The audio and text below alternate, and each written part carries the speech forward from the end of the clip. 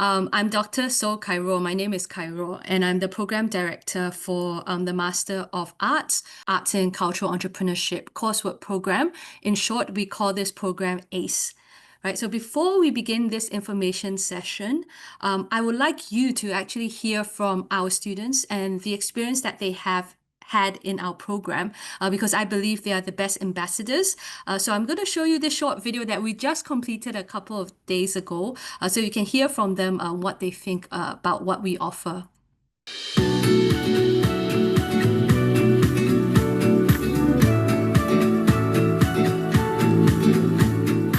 Apa kabar everyone? Nama saya Athena. I'm from China. I used to be performing arts like opera singing and dancing. I'm a fashion designer. I work in NUS in the Office of Student Affairs. I'm an actor. I work both in film and theatre and have been doing it for the last 3 years. Both an artist and an art educator. I'm a voice actor, and most importantly, an NUS ACE student.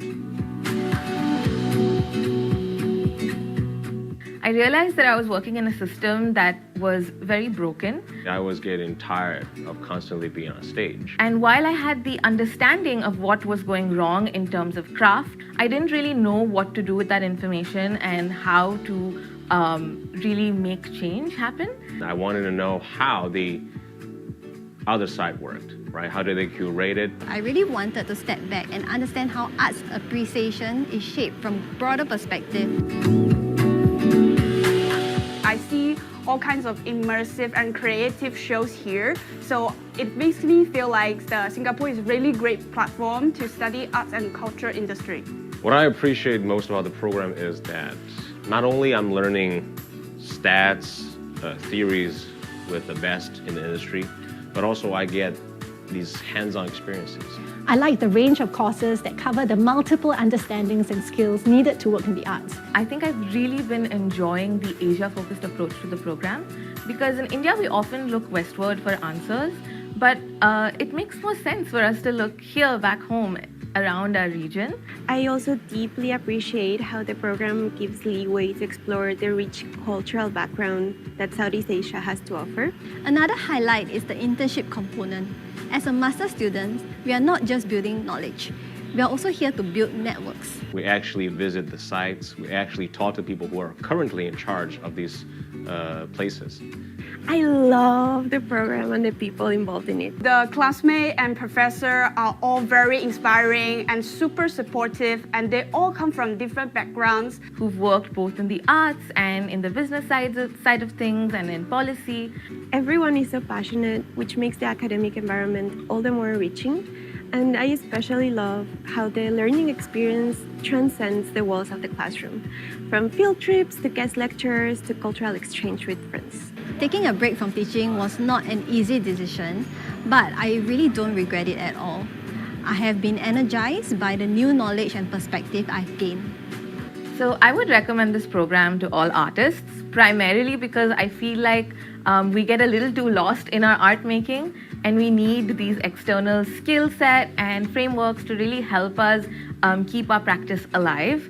I would recommend this program to anyone who's passionate about art and culture and is willing to learn inside and outside the classroom. Obviously, anybody who are interested in working a career in arts management, arts business, but also to those who are interested in more than just performing, who wants to go beyond just performing.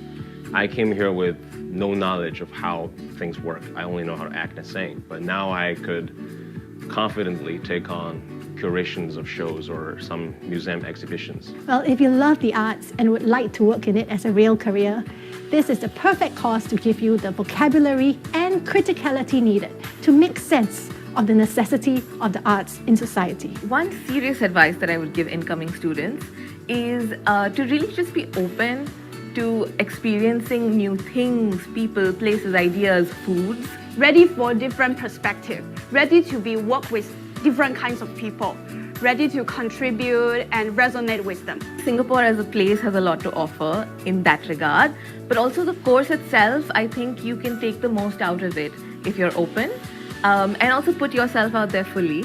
Be brave to talk to others. Don't be scared by the coldness between people, but talk to them. Just talk to them, find your connection here.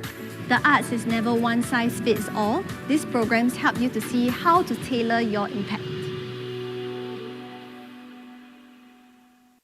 So that was what our students have to say. They are current students now that it's currently in our program. But you know, I do want to expand on what we actually offer here in the Arts and Cultural Entrepreneurship coursework program. Now, in our program, when we look at arts and cultural entrepreneurship, we are talking about the creative and strategic process of bringing culture ideas to life and how we make them into a sustainable career. So it's about finding innovative ways to create, develop, and to grow artistic and cultural projects, products, or organizations.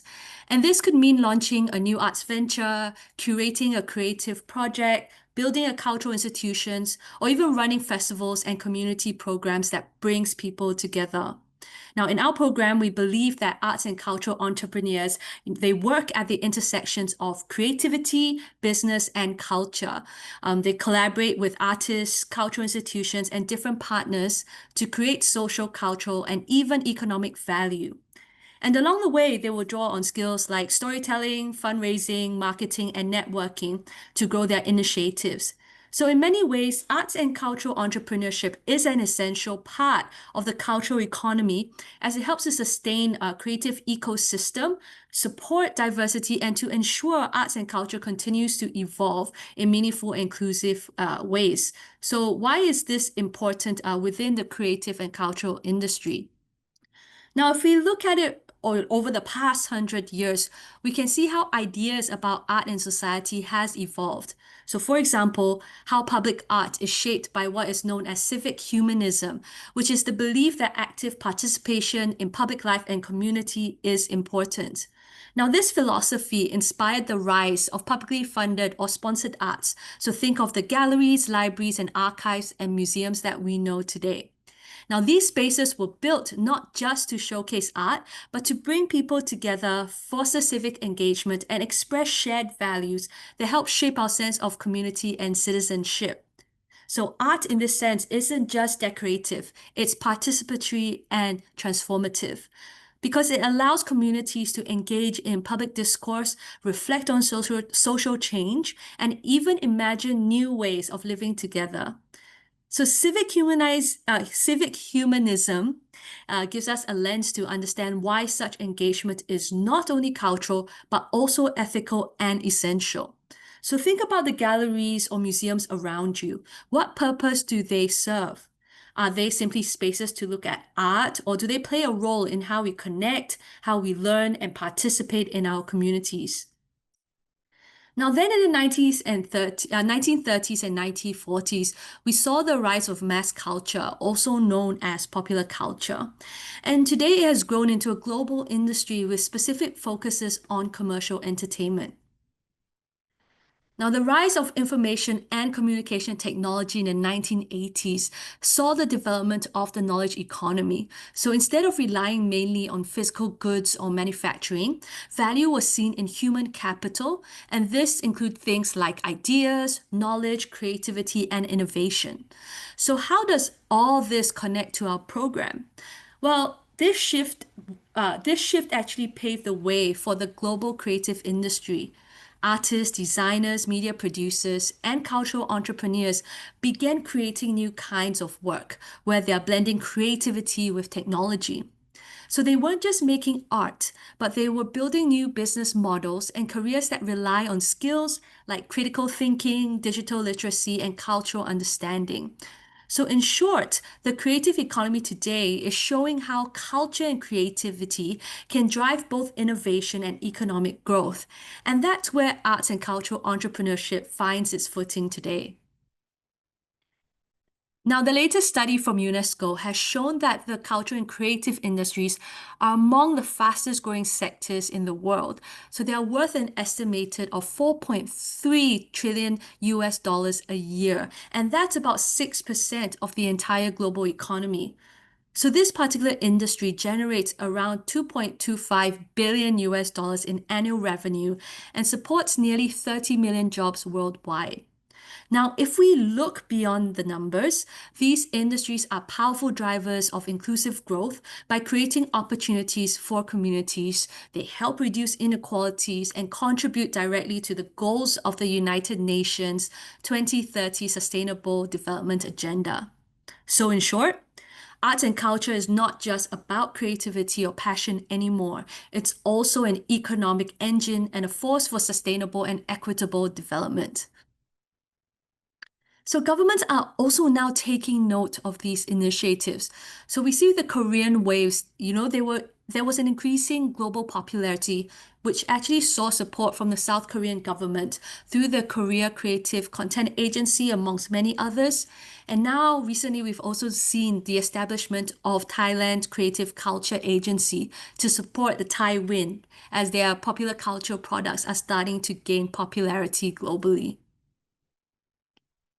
Now, at its core, we see arts and cultural entrepreneurship as about bringing creative ideas to life and keeping them sustainable. So it's about finding new ways to innovate, to develop, and to sustain artistic projects and cultural organizations.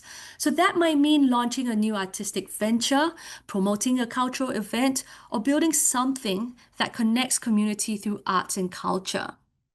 And to do this well, you need to balance business acumen, creativity, and cultural understanding, and knowing how to work with both artistic and practical realities. So ultimately, arts and cultural entrepreneurship, it's about creating cultural, social, and economic value where we are building projects that not only enrich communities, but also contribute meaningfully to the wider creative economy. So what makes this program unique is that it's the first in Asia to bring together management, leadership, and entrepreneurship specifically in the arts, cultural, and heritage sector. We see creativity as a progressive force, not just for the arts, but as something that shapes economies, societies, and how we live together. Our students develop new professional skills in creative and cultural entrepreneurship, learning how to navigate both artistic practice and organizational strategy.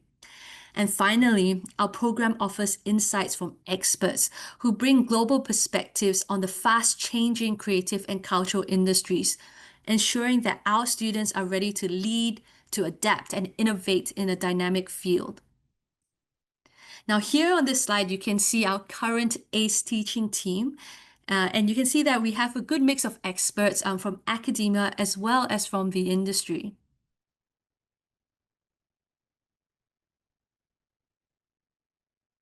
Now, the course that we have on offer highlights important aspects of strategic thinking within the creative cultural sector. So this program is not about Management 101, but you're going beyond management theory and looking at how the creative cultural industry works from a strategic and economic level. So think about how do you create a sustainable model in this industry? And what type of strategic collaboration is important in order to develop our work. The coursework program consists of 2 core courses, which means everyone must take these courses. And the 2 core courses are Cultural Policy and Arts and Cultural Entrepreneurship. So after taking these two core courses, you have 8 electives that you can pick out of the 13 electives that we have on offer in the upcoming academic year. Or you can select our internship course as an elective, which is 8 units, and you will have to select 6 electives out of the 13 electives that we have on offer. So in our classroom, there's a mix of lectures, labs, workshops, field trips, as well as industry visits, which you can see here on the slide of what we have done over the past couple of years.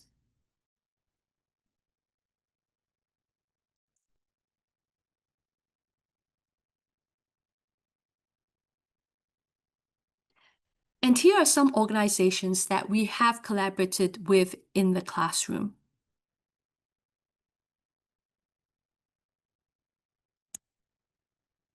So what are some possible career pathways that you can have after completing our program? While you can think about owning your own creative startup or brands, perhaps running an arts organization, working in arts education, or working in the media, especially in the content creation business, or working in the government where you're making arts and cultural policies.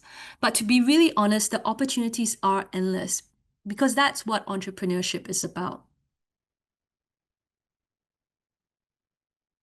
So our students come from a wide range of backgrounds, not just the arts, but also science, design, engineering, and information technology, and business and health. So what connects them is a shared passion for creativity, innovation, and cultural impact. Now, we also welcome professionals who are looking to take on leadership roles within the creative and cultural industries, people who want to bridge creativity with strategy and make a difference in the sector. Now, teachers have also joined our program to expand their skill sets in arts education and pedagogy, bringing creative approaches back into their classroom and communities. And of course, we have a vibrant mix of local and international students from all over the world, which makes for truly rich discussions and cross-cultural learning experiences. Now, here are the scholarship and rebates available for those who get accepted and are enrolled in our 2026 intake, which starts in August next year. The CNM partial scholarship is for citizens of ASEAN. The NUS Masters by Coursework Enhancement Tuition Fee Rebate is for Singaporeans or Singapore permanent residents, where there will be a 40% tuition rebate. Now, recipients of the scholarship and rebate will be selected before the first week of your semester. You do not need to apply for this separately, as when you apply, we will be able to see your nationality on your end, on our end, not your end, on our end, and then we will put it up for consideration. So that is it for me, because I know many of you will be dying to ask questions. You can scan the QR code if you're interested to find out more about our program. We've also created an Instagram account, and in there you can see what our students have done so far. What I'm going to do is I'm going to also post all this information in a chat box, including the video that you saw earlier, so that you can watch it in your own time or share it with your friends as well. So that's it from my part. I'm going to stop sharing screen in a moment, and I'll be answering questions in the Q&A. If you have any questions, please type it into your Q&A. So the first question is, what is the percentage of students from this MA program that have gone on to pursue a career in the field, continue in the field of a higher or even leadership level?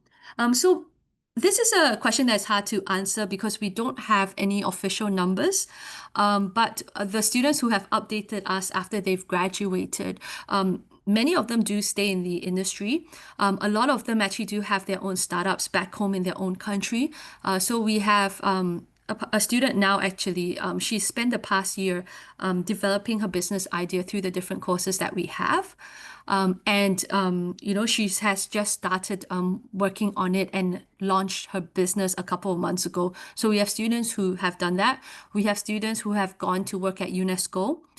We have students who, continue to work in arts organizations. We have arts educators who are in our program as well.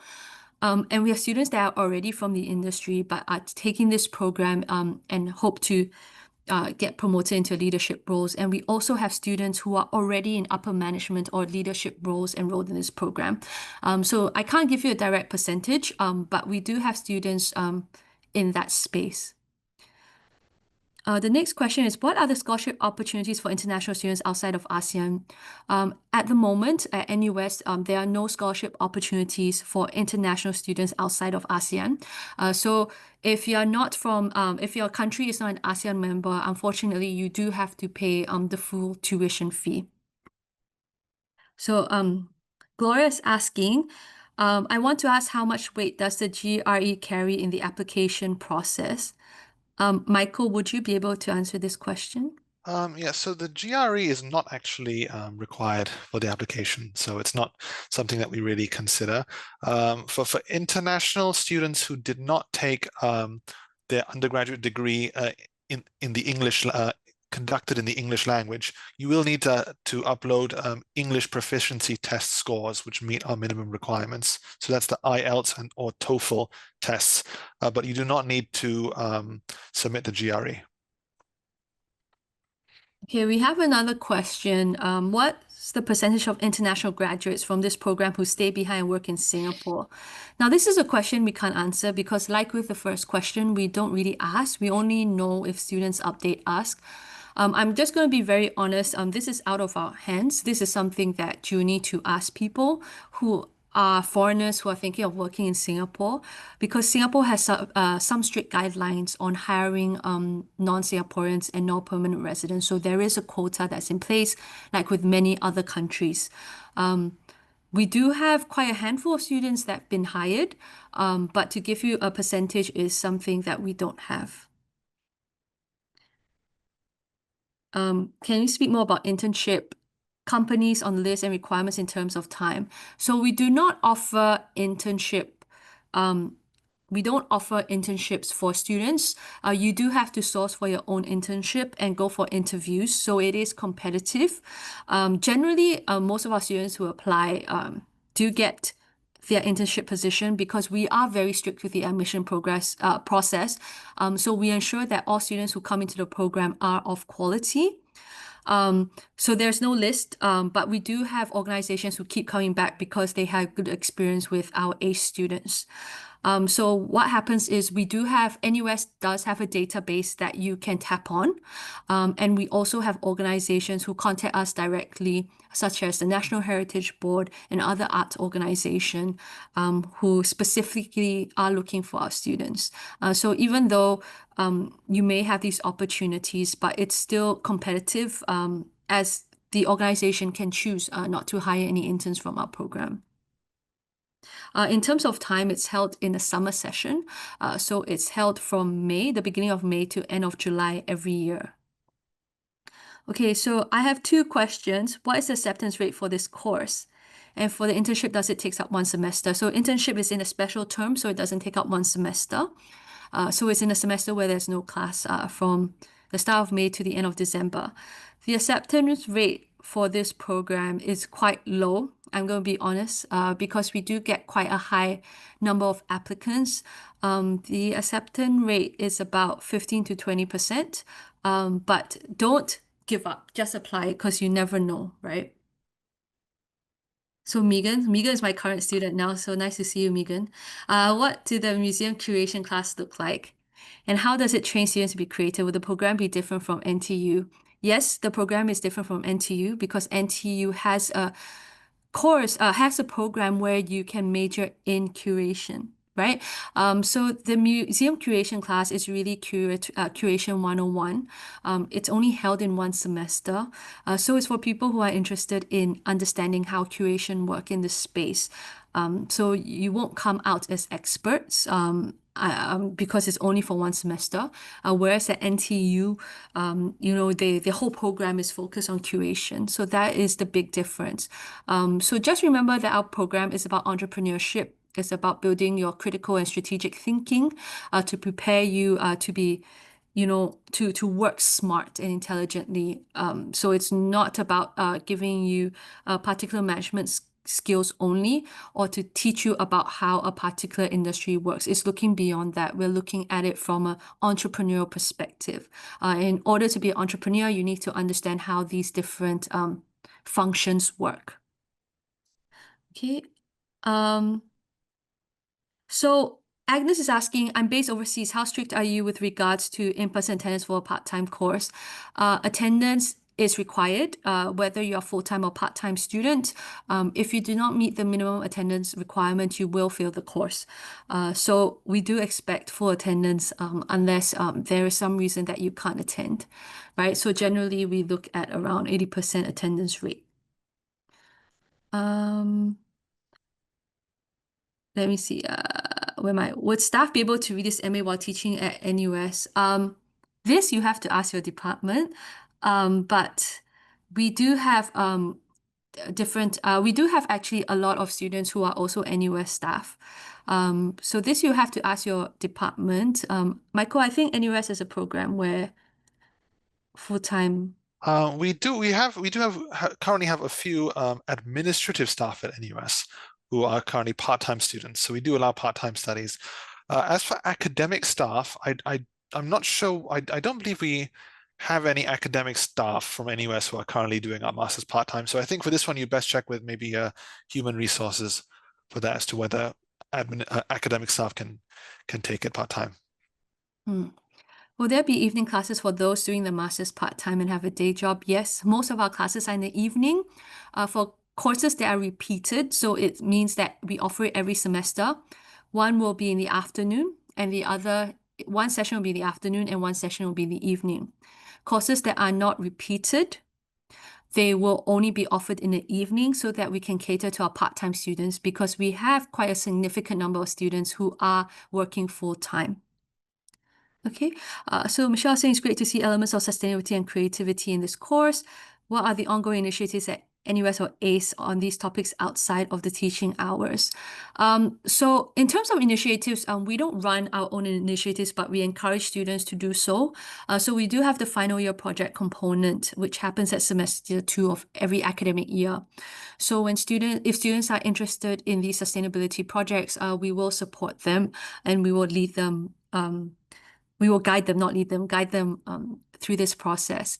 Now, in terms of sustainability and creativity is actually the research topic of Dr. Bei Shichen, who is actually coordinating this course. So when you apply, when you attend her classes, I'm sure she would have some projects that, if you're interested in, she'll be more than happy to share with you. Time commitment of this program.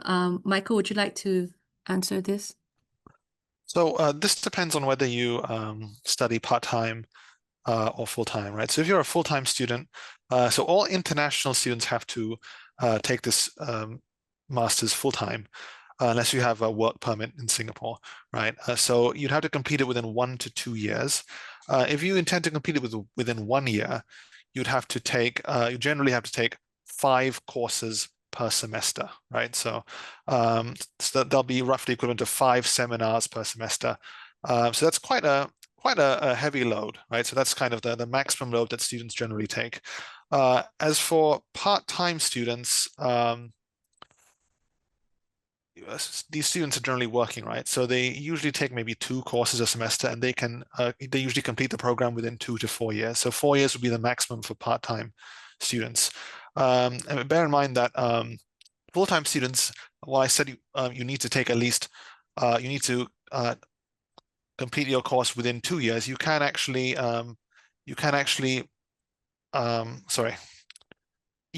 take 3 or more courses per semester, right? So you don't have to do the full load of 5 courses in a semester. If you want to graduate in 1.5 years or 2 years, you can do it a bit slower and take maybe 3 courses per semester. Is this course suitable for a student with digital media degree, but is keen to explore more ways on how to start and sustain her own business, for instance, teaching art and more? Of course, right? It doesn't matter what your background is. You could be a scientist, and as long as you're interested in either the arts, right, heritage or culture, this course will be suitable for you. I may be biased, but I really love the courses that we have on offer. When we first started this program and we were creating all these different courses, it was so exciting, and it's really nice to actually see how the students are as excited as us when they take our classes, or even when you ask them how was the semester, they had lots to talk about, because we do want students with passion, for this industry. And as long as you have the passion, you're more than welcome to join us. And that's why if you notice in the application, there is this component where you have to write your own reasons, right? A testimonial for yourself on why you want to join our program. And we do read through that and we take that really seriously because for us, we think, if you're interested in this industry, it's what's going to drive you to be successful. And it's with that interest, when you come into our course program, you'll feel excited about it every day. Maybe not as assignments are due, but at least you'll find the course content very interesting if it's something that you're curious about.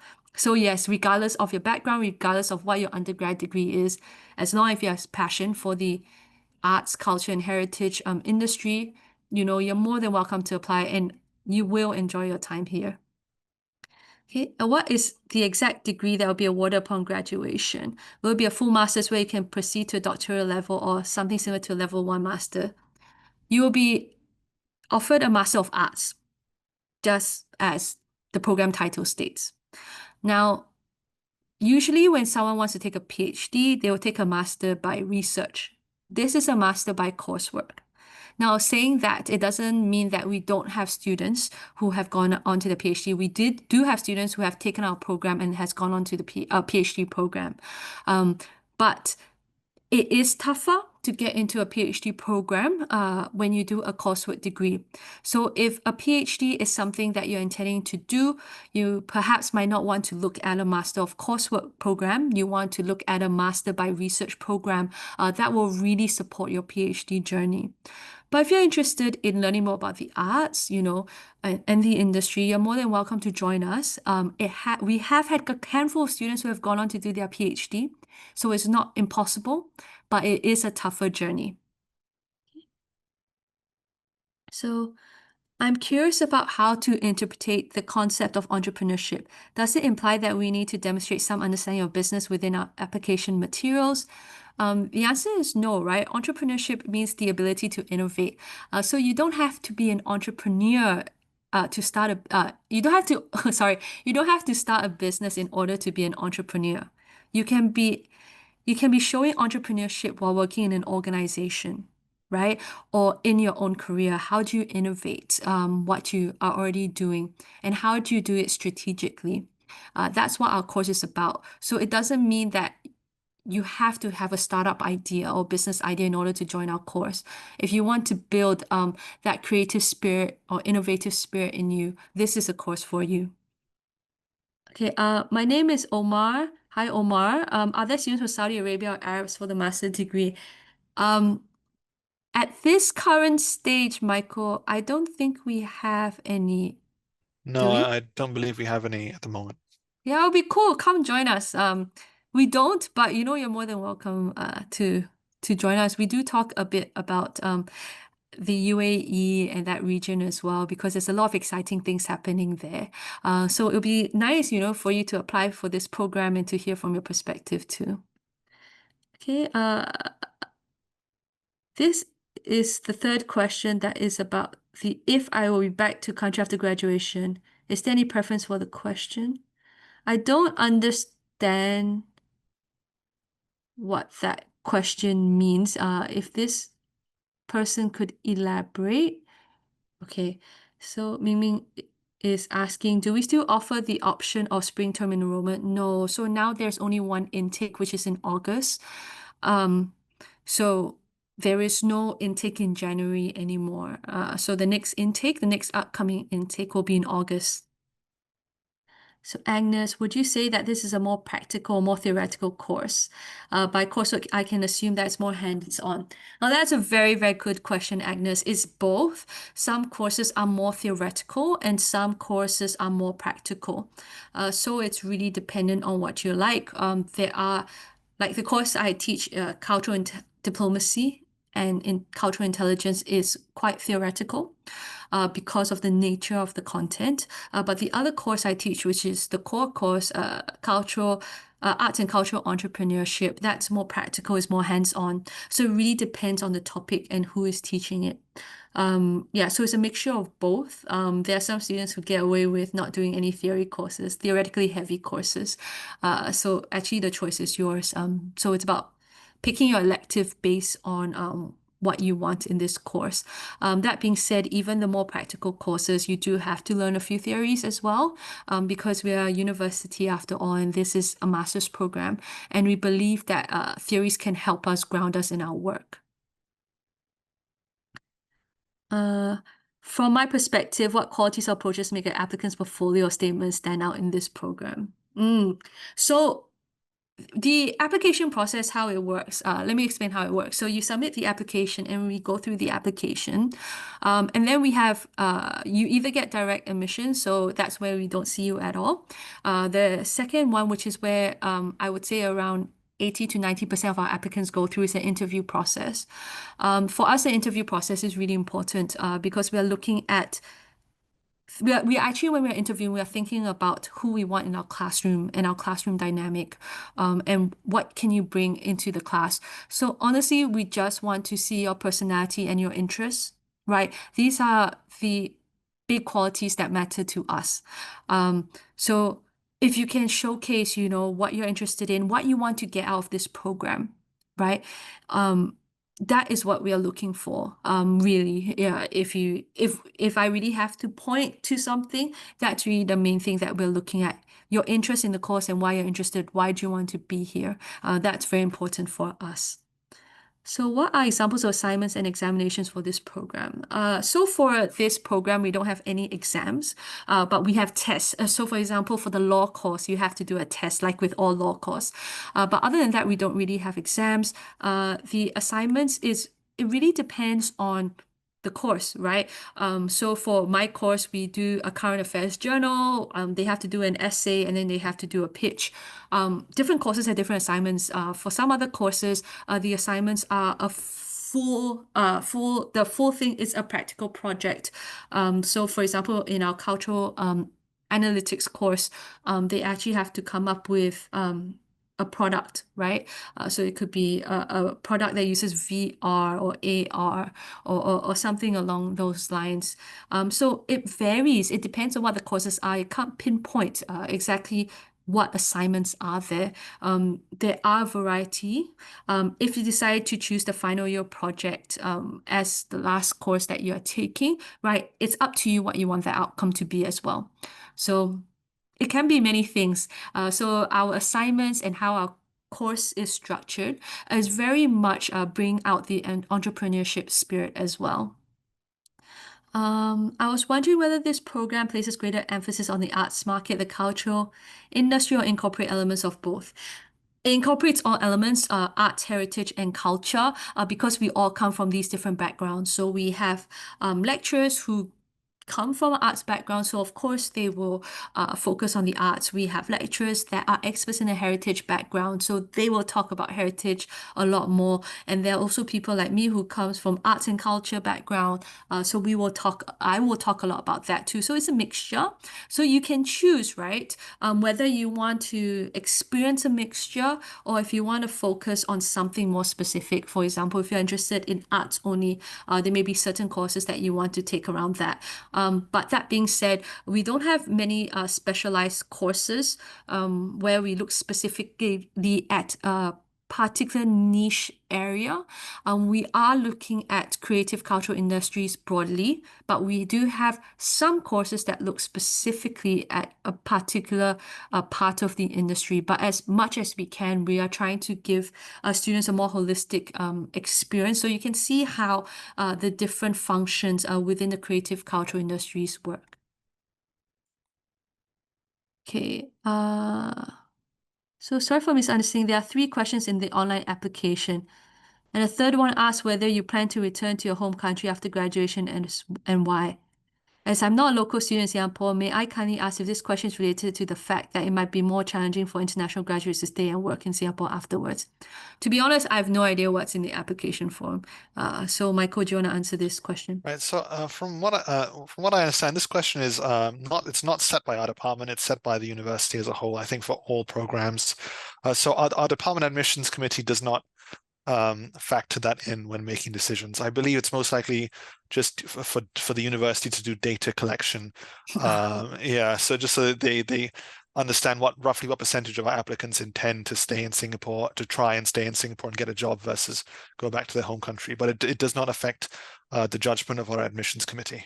Yeah, I didn't even know this question is in there because what we look at is the more important things, which is your testimonial, your recommendation letters, your university transcripts, and your English scores for those of you whose English is not your first language.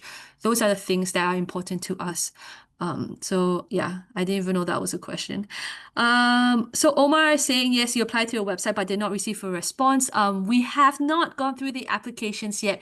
We only go through it once the application has closed. So if you do get into our program, you will know in early 2026, right, Michael? Yes, that's right. Okay. But if you have any questions, you can always drop an email to myself, or there's an email address on the website.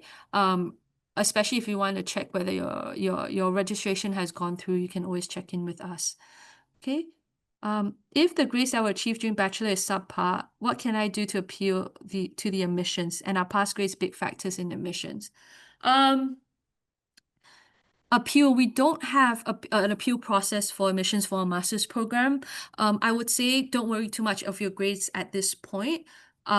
Focus on your testimonial. Like I said, that is very important to us. The interview process is for those who actually don't meet the grade cutoff as well. So if you impress us during the interview, you do have an opportunity to join us as well. So I say if you think that your grades are not good enough, then focus on your testimonial because we do take that into strong consideration too. I'd like to ask about the course Heritage Peoples and Institutions. Could you provide more course information in detail? I'm not sure what kind of information that you like to give. Michael, can you post the NUS Mods course description in the chat so that this person can go in and have a read? Thank Okay. you. Okay, are there many team projects? Yes, Agnes, I'm not going to lie, there are many team projects in this coursework program. It's one thing, it's very important to learn how to work together as a team. We have many international students, so it teaches you cross-cultural communication, which is a key skill to have. Are there chances that application decision come up before May 2026? Yes, it will come up before May 2026. Considering that the semester starts in August, you will get your answer before May 2026. Is the online class attendance allowed for some class? No, it's not allowed. We don't do hybrid classes. It's all in person. If you need to travel overseas for work at times, just let your coordinator know. Just make sure it doesn't happen too often. If not, you might not do well because you'll miss out a lot in the class. What are the backgrounds of the admitted students? Wow, this is a good question. I love this question because we do have such a variety of students. We have students who are fresh grads. We have students who are in leadership positions. We have arts educators. We have fashion designers. We have an opera singer. You saw Cash Young Chen earlier. He's an opera singer. We have actors. We have film directors. We have curators. We have people who are interested in curation. We have artists, practicing artists. We have theater practitioners. We have photographers. We have a lot of different people. Their background is everywhere. It's very diverse. And we have, if you're talking about background where they're from, we have students from China, we have students from India, Indonesia, Singapore, Malaysia, France, Switzerland, UK, US. Quite a bit, huh, Michael? Yeah, Japan, I think, yeah, from Europe, a few from Europe recently, Mexico, Mexico. America, yeah. No. A lot from Southeast Asia, India, Japan, yeah, Yeah, Korea. so it's really challenging to pinpoint something. We have students from all over. Okay, have you had Malaysian students in this course? And if yes, would you happen to know if any Malaysian graduates have returned to work in Malaysia or has been any interest expressed by Malaysian companies or government in this degree? We do have Malaysian student in this course. She's still currently in this course. We have two. One is still in Singapore. She's working now here. After she graduated, she found a job. The other one, this program is quite young, so we do have many Malaysian students, but I'm only in contact with two. The other one is still studying. So I don't know if there has been any interest expressed by Malaysian companies or government about this degree. But we do have Malaysian students in this course. What are some factors you consider for direct admissions? Your grades, your testimonials, your personal testimonials and your recommendation letters. Those are the things that we look at for direct admissions. How important a reference letter is? Academic reference or work reference better to stand out for this course application?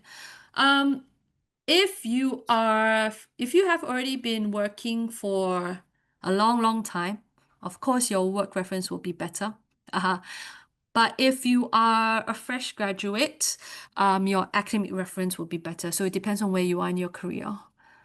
How is housing managed for international students? And is it included in tuition or is it separate? Michael? It is separate from the tuition fee, right? So there is on-campus accommodation, but undergraduate students are prioritized for our on-campus accommodation. So while we have had some students able to stay on campus, the majority are not able to find on-campus accommodation. So most students do have to look outside NUS for their accommodation, and the fees will be paid separately. There are some resources online. So if you are accepted, you will be pointed towards these resources, which will help you start searching for accommodations. But I'm going to give a tip because a lot of our international students think that I should give tips to incoming or students who are interested in coming, is that when you're renting a place, don't find one close to NUS because the rent is very high. So they want me to pass on this message to future students. So I'm passing this message to all of you. If you are international student and you do get into our program, try not to find accommodation too close to campus because it can be quite expensive. Okay, if my application materials are well received, will I be invited for an interview, or is the interview mainly intended for applicants whose grades do not meet the admission cutoff? Yes, you'll be invited to the interview because, like I said, we don't just look at the grades, right? So if let's say you meet the grades, but we want to get to know you better, we will still invite you for the interview. We do interview quite a lot of students. So if you don't hear from us by March, I would say February or March, then it probably means you need to reapply again if you want to get into the course. Can I safely say that, Michael? Yes, generally everything should be out by March. Sometimes there is kind of a reserve list. So many of the offers should go out by February, right? But sometimes there is a reserve list, so some students might get it a bit later by the end of March. Yeah. Okay. For international student, would you say that a student will have time to also practice their arts? That's a good question, a very good question, and I'm going to be very honest with you. Most of our classes are in the evening, right? In NUS campus, we have a very strong arts program that's not run by our department, but it's run by the Office of Student Affairs. It's called Center for the Arts, Office of Student Affairs. You can Google and have a look at the website. You can join a student art group, but most of their practice happens in the evening, and that's when most of your classes are. So some students will still join, but I have one student told me that they felt that, they only could make it once a week, and they felt that, they're just going to do it in their own time rather than do it on campus. So it really depends on your schedule and what you view to be important in terms of practice within your art form. Whether you want to do it on campus or off campus as well is another consideration. I'd like to know if it's possible for applicants with an outstanding background to be admitted directly without interview. Yes, there is a possibility. And if you do get admitted directly without an interview, we will tell you. It won't be a secret, so you will know. Okay. What is the TO for this course? What is TO? Michael, do you know what's TO? No. Maybe if this person could elaborate what TO means. Are general reference letter okay for different degrees, or should they be written specifically for this course? It depends, right? If it's a general reference letter talking about your academic background and how you perform in class, a general one should be okay. But of course, when it comes to reference letter, when it's more specific, it always do you better. It's the same for when you apply for a job, right? The more specific your your recommendation letter is to the job, you stand a better chance because then we can see, okay, why are you a good fit? So I'll say general is okay, but of course, it's always beneficial for your application if you can get something specific. Um, if I do not meet the bare minimum of academic requirements, can I still apply or do I need 2 years of working experience? I would say just apply. Just apply and then see how it goes. I can't give you I can't give you a direct answer because it depends, right? It depends on what you have, what experience you have, and what you're looking for. There is NUS does have this policy, Michael.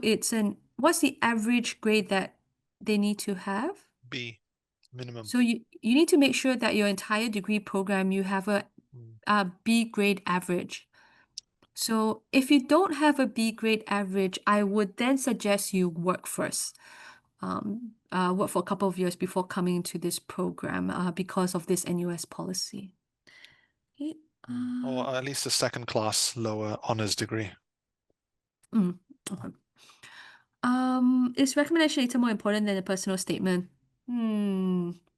I think they're equally important, but I would say the personal statement is more important if I have to pick one. What are the requirements for IELTS? Is there a minimum score for each section? Yes, there is. Michael, do you know what is off the top of your head? Yes. So I actually responded to this question via text just now, but for IELTS, it is 7.0 overall and a minimum score of 6.0 for each band. For TOEFL, it needs to be 100 overall at least, with a minimum score of 22 for the writing section. And also the test needs to have been taken within 2 years before the point of application. Okay, nice. If my undergraduate could be complete in 2 years in Singapore, is it possible to apply for ACE? Why is your undergrad completed in 2 years? It might be that they have credits from the diploma, which count towards the degree. Would they be qualified? Yeah, I believe there are some courses which are like some degree programs which are 3-year degrees, but then because they took a diploma in a relevant subject, that those credits from the diploma are transferred and counted as 1 year, and then they take 2 years at the university, and then they end up with a degree. So if it is a bachelor's degree, if that's the qualification, then it can be considered. Okay, there you go. See, you can tell Michael does all the administrative stuff. I didn't introduce him, but Michael is our lead administrator for the program, so he is the perfect person to answer all these questions. I think that's it. That's all the questions. I've answered them all. So last one, is there a conditional offer based on language requirements? So based on this, I'm guessing this might be basically if you haven't taken the English proficiency test at the point of application, I'm guessing, and then you're asking if we can issue the offer first, conditional upon completing on passing the English language requirement. Generally, no. Generally, at the point of application, you would need to have already done met the requirements for the IELTS or the TOEFL, because usually the applications will be filtered out based on whether you've met the language requirements. So if there's no English test score there, and you're not from an English medium university, then your application will just not be looked at generally. Yeah. Okay. What is UKV IELTS available? I don't know what that means. Michael, you have any idea? I think it's a specific type of IELTS specifically for UK visa and immigration. I'm honestly, I'm not sure about the exact nature of that. I'm not that familiar with that. Perhaps if it's considered equivalent in terms of rigor to the standard academic IELTS, then yes. But I suggest maybe you write in via email if you have that query. Yeah, because I don't know that off the top of my head. So this next question say that personal statement used to be optional for this program. It's never been optional for this program. because I've been doing admissions for this program for the past 2 years now. And it's not optional, Michael, right? Personal statement There's is always not been optional. a section in the application where you have to write about your like motivations for taking the program, right? So I think not everyone like attaches a separate document. You can do that if you want a separate like 3-page document with your personal statement and background and all that. You can do that, but there's definitely a section somewhere where you have to talk about why you're applying for the program. Yeah, so it's never been optional. You always had to do it because we do go through it. I remember going through hundreds of it last year and the year before. So the question is, do we place more emphasis on personal statement or the applicant's overall background? We look at the overall background and then we look at a personal statement. We look at it all at the same time. So we don't say that, oh, GPA bad and then don't look. No. We look at everything together and then we make a decision. So like I said earlier, if I can't really pick what's more important. But if you ask me to pick between recommendation letter and personal statement, I would say they have equal weight, but personal statement can sway us. It can be slightly bit more important because it looks at your effort, right, that you put on crafting this personal statement. I had students before, or not students, but applicants before, they apply for this program, they put their application, they put in their personal statement, but they put in the wrong program name, and that is definitely not a very good image, right? Because then, okay, then why you want to join our program if your personal statement is for another program? So I think that's something to be mindful of. So we look at it as a whole, but when you make mistakes like this, it does not give you give a very good impression because we haven't met you yet, right? Will bachelor with distinction be okay instead of 2-1? Yes, right? Yeah, so usually distinction I think could be Australian or it could be Singaporean qualifications usually, right? And yes, that will be sufficient. Would I need an IELTS TOEFL even if I got my bachelor from English speaking country and English course? No, you will not. So if you went to a university where the degree was fully taught in English, then you will not be required to submit IELTS or TOEFL. Yeah.